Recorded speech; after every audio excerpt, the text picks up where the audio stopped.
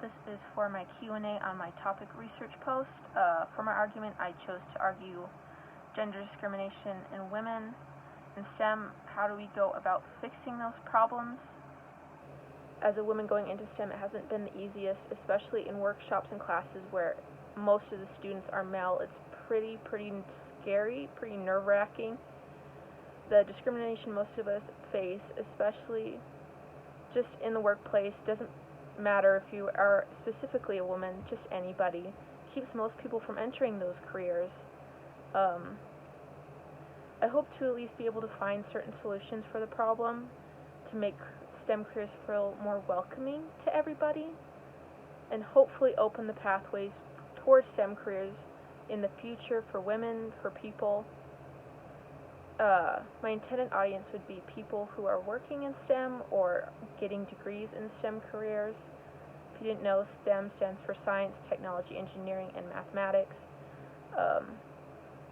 As more and more time goes on, women are finding more of a place in STEM careers, especially today, but they do face a lot of discrimination because it was predominantly male. You know, you don't see a lot of female engineering students or a lot of female science students, you know, back in the 1960s, but today you do, and we still face discrimination for it. I guess my argument is really, how do we bridge that gap? How do we make this more inclusive for everybody and not just a certain set of students? And hopefully that could help other workplaces too. I watched a movie the other day where a nurse was male, and he got a lot of crap for it because it is a predominantly woman-run job. And I think that bridging the gap, especially in STEM, can help bridge the gap in a lot of other workplaces that need it to happen.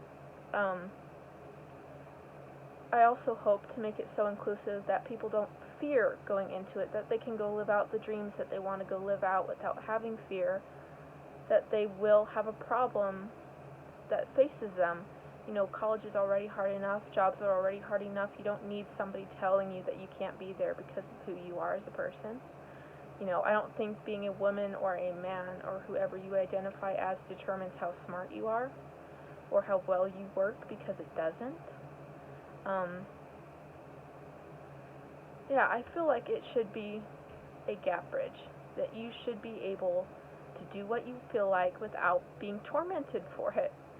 And it's not just STEM. I'm just trying to make a point. It's not just STEM, it's everybody, it's every workplace. You could be a man, you could be a woman, you could be anybody, you still get discriminated against for it. But I have seen a very big gap between most careers and STEM careers in women's discrimination. And that is because, you know, most of the workers you see in engineering and mathematics and science are male. And that makes it pretty nerve-wracking for women to go in and be one of the only 3 women in that classroom taking that class or doing that job. I hope in being able to argue this that there is a solution. There always is a solution to something. There will always be a problem with discrimination, always, forever, sadly enough, but it's to bridge a very big gap that we are seeing in the workplace today, especially with women and men. Yeah, I think that's